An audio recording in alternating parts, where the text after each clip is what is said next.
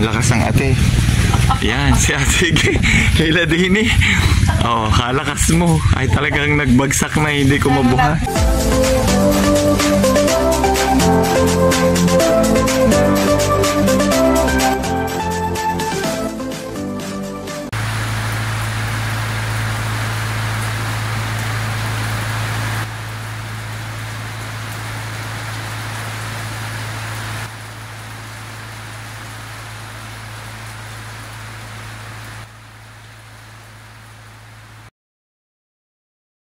Magandang buhay po, katatapos lang po ng ulan. Umulan po kanina, ay ngayon po ay medyo uminit na po uli. Kaya pupunta po ako sa garden. May nakita po akong bumagsak na saging, ay akin pong kukunin. Kaso hindi ko po mabubuhat. Hihintayin ko muna po yung kapatid kong babae para tulungan po ako. Ayan po, mainit-init na po. Kaya na po ay kalakas-lakas ng ulan. Talaga pong ang panahon po ay kakaiba na. Bago-bago po ng panahon, iinit, uulan, mainit na po. Kaya pupunta po ako sa garden. Paggising ko po ay kalakas po ng ulan. Kaya hindi po agad ako nakalabas. Ayan po ang nahulog pong saging o nagpatak na saging. Hila po ng ate, kabigat po. Lakas ng ate. Yan, si ate Kayla Dini. Oh, kalakas mo. Ay talagang nagbagsak na, hindi ko mabuhat. Sunok na saging. Tanggay. Dini, dahil ladagtayan. Oh, Dini, buhatin mo. Saka gusto mo na saging, magsawa ka, Dini. Ay naman na. Yan. Nakakatuwa po at kami po ng ate ay nag-harvest po nung tanim ko pong saging kasi po kakabigatan na po ay nagkusa na pong nagpatak. Kaya po tinawag ko po siya para tulungan po ako. Ganit po din sa garden, ang saging ko po ay talaga po naman nakakatuwa. Kabubunga lang po ay marami pong naging bunga, marami na pong na-harvest ay may nakukuha pa po. Tapos may mga bago na naman pong lalabas pong puso, kaya wala pong natigil ang kanyang pagbunga, kaya po nakakatuwa. Ito po ang aming nakuha ng ate, doon po sa pumatak pong saging. Ayan, oh, talaga pong malapit na rin nga pong mahinog. Flex ko po ulit sa inyo, ito pong aking time na saging. So, bali ang tinanim ko po talagang saging ay bumili po ako 4 lamang po yung puno at ang bawat isang puno po nung bumili ako ay hindi po ako nagkakamali ay 200 na mahigit po ang price. At ang saging pong binili ko, yun pong saging po na hindi po matataas. Yun po ay doon ko po pinabili sa dati pong naglilinis po nitong garden ng ito po ay Talahibang pa. Ngayon naman po ay yung 4 pong saging na aking binili ay talaga pong pagkakabunga po at nakuha na at natuyo na ay may nasulpot pong uling mga saging ay kung isa po ang namunga at nakuha na ang nasulpot pong anak ay halos 3 hanggang 4. Kaya po dumami na po ng dumami. Madami na pong nabayayaan ng saging pong ari. Talaga naman pong pag nabunga ay kalalaki din po ng bunga at talaga po namang matamis po. Kaya po marami po ang natutuwa pag po nabigyan. Kapitbahay, mga kaibigan, kahanggan, mga kapatid ay talaga naman pong pag nabigyan ko po at akin pong nahati-hati at may kanya-kanya na ay masaya na po sila. Kaya po malaki na po ang pakinabang ko talaga sa saging na ari. Pag nakakatuwa pa po sa saging, hindi naman po masyadong alagain. Pag natanim naman po, hindi kailangan laging diligan at pag lumaki na, magugulat ka na lang po at may lalabas na pong puso, mamaya-maya po ay may bunga na, tapos may hinog na, may makakain na po, kaya po nakakatuwa. Ito naman po ang aking malunggay. Kita nyo po, mababa. Ayan po ay talagang malaki na rin po ang pakinabang. Pagkakaubos po ng dahon ay susulpot uli.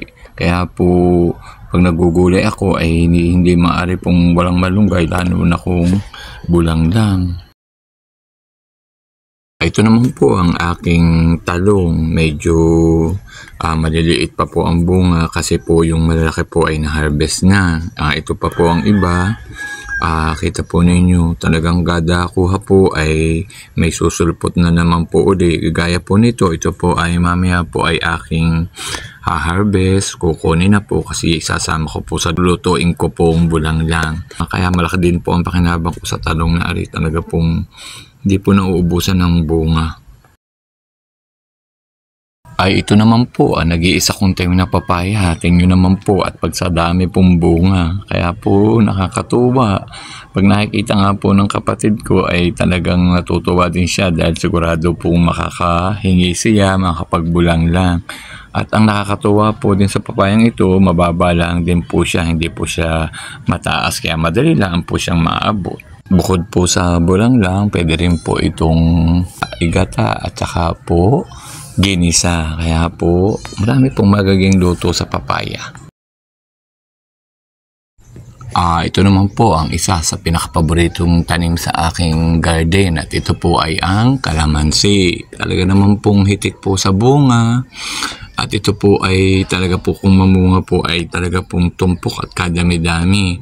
Kaya po pag ito po ay bungahan at mga medyo pwede nang kunin ay talaga pong marami po ang nakukuha. Lalo pagka naggugulay ay talaga pong hindi po maaaring wala din ito at gustong gusto po yung magpisa-pisa at lalagyan po ng toyo o ng bagoong o ng patis at siya at pag po meron ito sa gulay ay talaga pong napakadami na po nilang nakakain. Ito naman po yung tanim kong sili sa harapan po ng aming bahay. Ay kita po ninyo talaga po namang kadami-dami pong bunga. Pagkakabunga po, hindi na po panay hinog ay pinipitas na po namin at ilalagay nga po sa kalamansi na may toyo lalo po at may lutong gulay. Masarap na po, manghang po ang siling ito. Ngayon po ay ang sili pong ganito ay medyo mahal na po. Gusto ko po lagi ding may tanim po ng ganitong sili dahil yung mga kapatid ko po lalo na po yung mga lalaki ay ang hilig pong bumili ng lumi. Ayan, di napikasalaan po din at nangunguha para po sausawan. Sa ngayon po, ang presyo po ng siling ganito ay medyo may kamahalan na po. Malalaki na rin po ang bunga ng lukban. Malapit na rin pong mahinog. Tamang-tama po ito sa papalapit po na bagong taon dahil ito pong lukban ay isa po sa mabili, lalo na po pag papalapit na po ang bagong taon. Pero din po sa bahay, kadami naman po ng bunga. Ang ginagawa ko po ay pag napagbibigyan ko po yung aking mga kapatid at kami naman po yung meron na rin, ay di yung mga kapitbahay po, yung dumadaan po din na gusto pong humingi para po, syempre po dine-decorate din po nila sa table po nila, sinasama po sa ibang mga fruits, lalo na po pag magbabagong taon para po magayak ng sa table nila ay di binibigyan ko po at sobra-sobra naman po. Hindi ko na po pinagbibili at mura laan naman din po, ilan din laan naman po ang hinihingi, di naman po madami.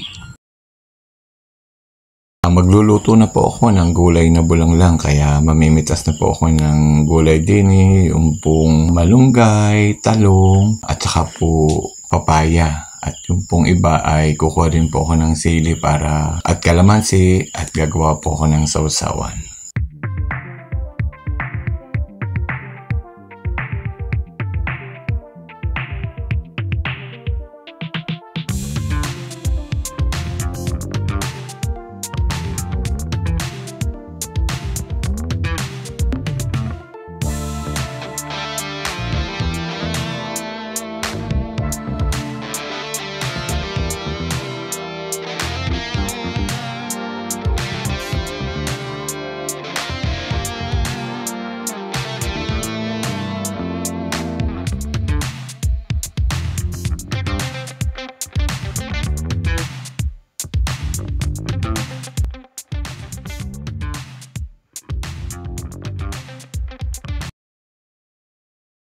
Ito po, na-harvest kong gulay sa garden. Papaya, talong, kalamansi, at saka po malunggay. Okay na rin po ito at tamang-tama po ito sa lulutuin kong bulanglang. Ready na po ang malunggay, ready na rin po ang talong. Lulutuin ko na po. Yan po, inintay na lang pong bumula. Kain na po tayo, simple pong tanghalian. Ay okay na rin po ito, may kaunti pong coke. Simple pong pang-ulam at may masarap pong gulay na fresh po galing sa garden. After kong makakain, naisipan ko namang itanim yung aking mga labis-labis na snake plant din sa mga pasong walang laman para mas lalo pa siyang mapadami.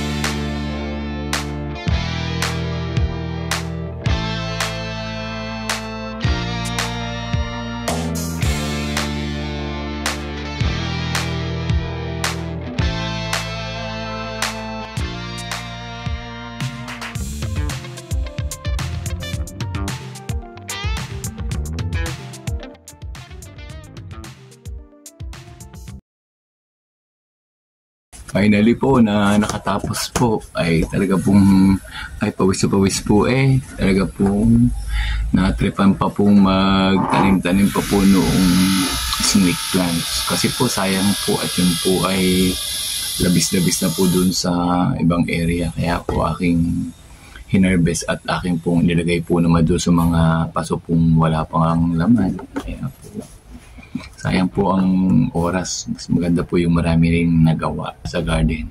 Pwede na uli po magpahinga. Nakapanguha na po ng mga pwede pong kainin din sa garden. Kahit po paano ay nakapagtanim-tanim pa po ulit. So sana po ay nag-enjoy po kayo sa aking mga pinakita at mga ginawa. Garden pa rin po kayo. Enjoy pa rin po kayo sa inyong garden. Maraming pong salamat.